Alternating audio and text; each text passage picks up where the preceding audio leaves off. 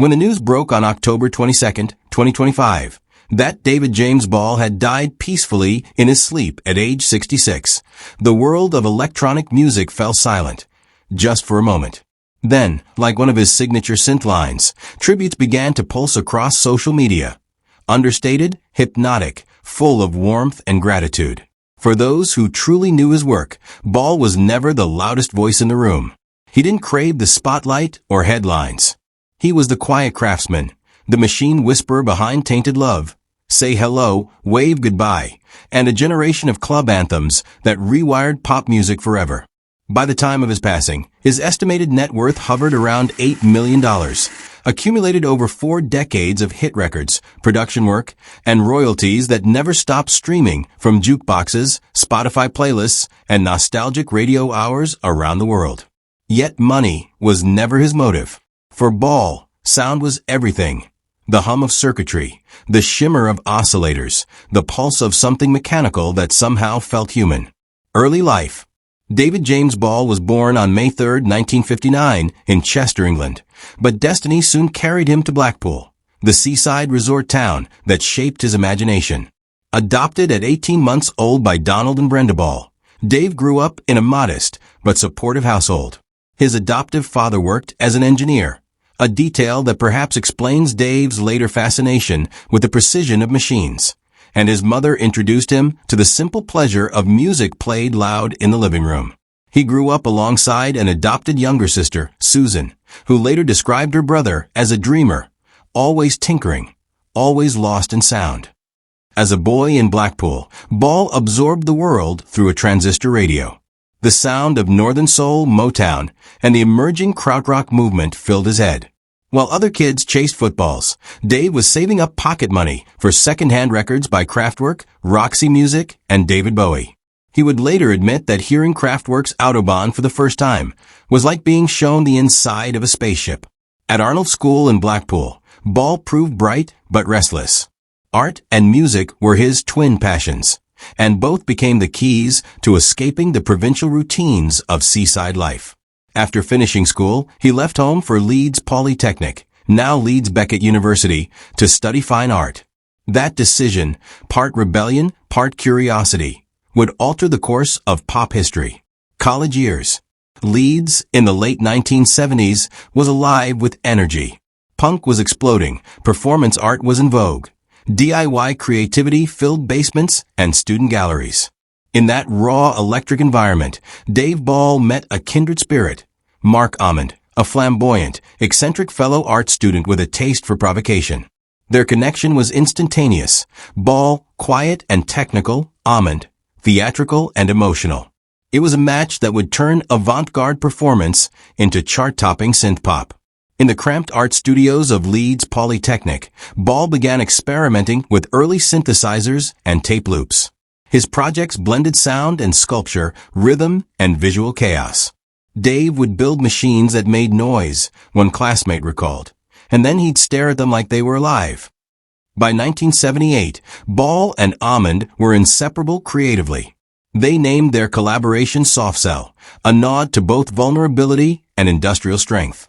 Their first performance, as student art show in December 1979, was more installation than concert. Flickering lights, loops of distorted voices, and Almond writhing in theatrical agony. But beneath the art school chaos, Ball's minimalist electronic beats pulsed like a heartbeat. Professional career. Breaking through with Soft Cell. In 1980, Ball and Almond recorded a self-financed EP titled Mutant Moments. It was raw, synthetic, and entirely unlike the guitar-driven mainstream. Yet its energy caught the attention of Stavo Pierce, the eccentric founder of Some Bizarre Records. By 1981, Soft Cell had signed with Phonogram and released a single that would change everything, Tainted Love. Originally a 1964 soul track by Gloria Jones, Ball stripped it to its bones, a hypnotic bass line, a metallic snare, a cold electronic rhythm, and rebuilt it in his own image.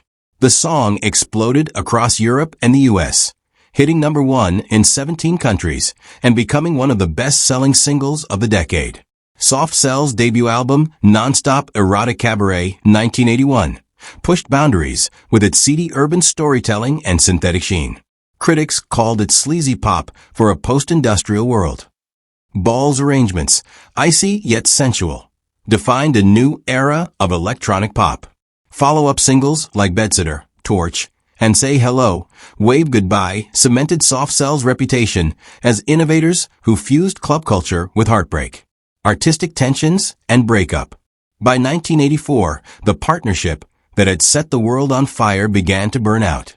Almond's rock star excess and Ball's meticulous temperament collided. Both men needed distance. Soft Cell disbanded that year, ending their first act after 2 albums, and a legacy that would influence Depeche Mode, Pet Shop Boys, and countless others. The solo chapter, in strict tempo. Freed from the spotlight, Ball released his solo album in strict tempo in 1983, a swirling, avant-garde project featuring Gavin Friday, Genesis Peorage, and Virginia Astley. The record showed Ball's deeper interests: atmosphere over melody, texture over commerciality. He also contributed to the soundtrack of a 1984 cult film Decoder, an underground classic that blended punk, surveillance paranoia, and cyberculture, themes perfectly suited to Ball's mechanical mystique. The Grid, reinventing the dance floor. In 1988, Ball re-emerged with producer Richard Norris as The Grid, an electronic duo that embraced the rise of acid house and rave culture. Their music was vibrant and playful, a far cry from Soft Cell's shadowy elegance.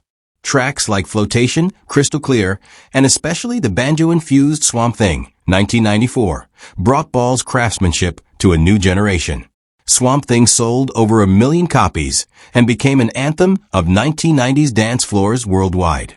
Between 1988 and 1996, The Grid released 4 albums and scored multiple top 40 hits, blending techno precision with pop accessibility. They also collaborated with Kylie Minogue on her experimental album Impossible Princess and remixed for David Bowie and Erasure. After a hiatus, The Grid reunited in the 2000s, proving that Ball's curiosity for sonic evolution never dulled. The return of Soft Cell. In 2001, nearly 2 decades after their split, Ball and Almond reunited for Cruel Tolerance, later retitled Cruelty Without Beauty, rekindling their creative partnership. Soft Cell's rebirth wasn't about nostalgia. It was about evolution. They performed sold-out reunion shows, including a 2018 farewell concert at London's O2 Arena, though fans joked that Soft Cell would say goodbye as often as Sinatra. In 2022, they released Happiness Not Included, a critically acclaimed album that explored themes of aging, regret, and resilience. Ball's synth work had matured, less glossy, more cinematic, echoing both triumph and melancholy. Their final studio effort, Danceteria, was completed in 2025, just days before Ball's passing. It stands as his final gift, a shimmering, emotional goodbye to the world he helped electrify. Personal life. Despite his fame, Dave Ball lived a life of remarkable privacy. He married in his 30s his wife, a violinist, and together they had 4 children, though he guarded their identities from a public eye. Friends describe him as gentle, dry-humored, and humble. He was never the rock star type, Marc once said. Dave was the engineer of emotions. He'd say 1,000 words through a single sound. Ball's religious views were largely unspoken. He once quipped in an interview that music is the only faith I practice regularly. Beyond music, Ball was fascinated by architecture, photography, and vintage electronics. His London home was filled with synthesizers, not just for use, but as art objects. To him, a 1981 Roland Jupiter 8 was as beautiful as a sculpture. In 2021, he published his autobiography, Electronic Boy, My Life in and Out of Soft Cell, a witty, unflinching chronicle of fame, addiction, recovery, and friendship. The book revealed a man both self-deprecating and proud, someone who understood the absurdity of success, but never stopped being grateful for it. House tour and car collection. Though he never flaunted wealth, Ball was comfortable. He owned a 3-story townhouse in West London, its basement converted into a recording studio that fans nicknamed the Cellar of Sound. Inside, vintage gear filled every wall, Moogs, Korgs, Oberheims, wires tangled like ivy. A friend once described visiting the space.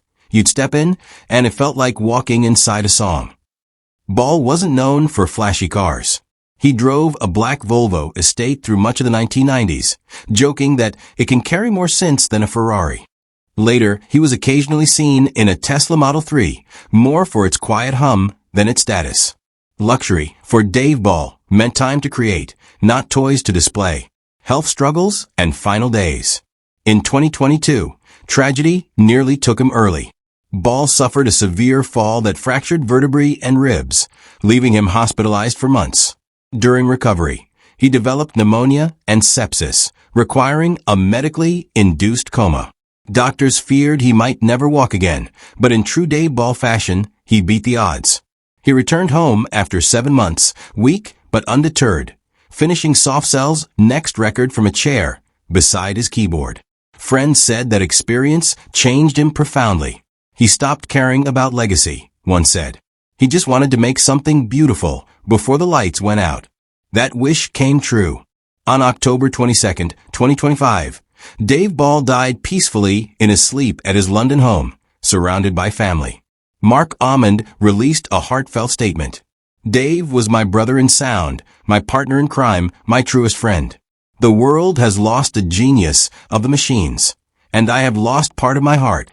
The official cause of death has not been specified publicly, though it is understood to have resulted from long-term complications following his earlier injuries and illness.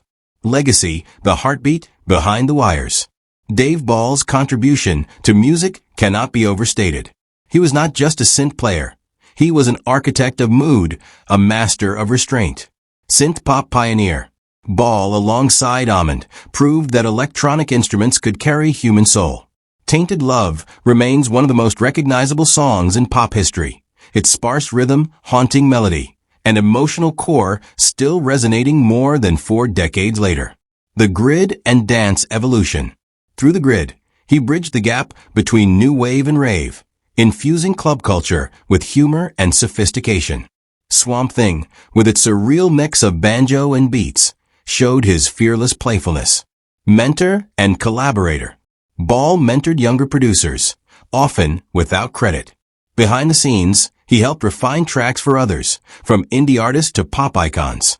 His studio became a sanctuary for creativity. Aesthetic visionary. Trained in fine art, Ball saw sound as sculpture. He once said, "A synthesizer isn't about imitation, it's about invention."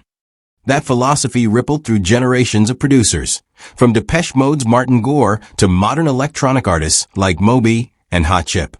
Survivor and storyteller. In Electronic Boy, Ball faced his demons, fame's chaos, health battles, creative doubt. His honesty turned the book into a cult favorite, a manual for anyone chasing beauty in a noisy world.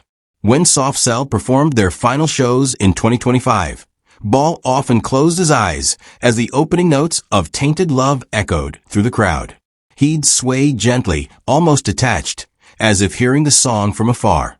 In truth, he probably was. For Dave Ball, music was never about fame or nostalgia.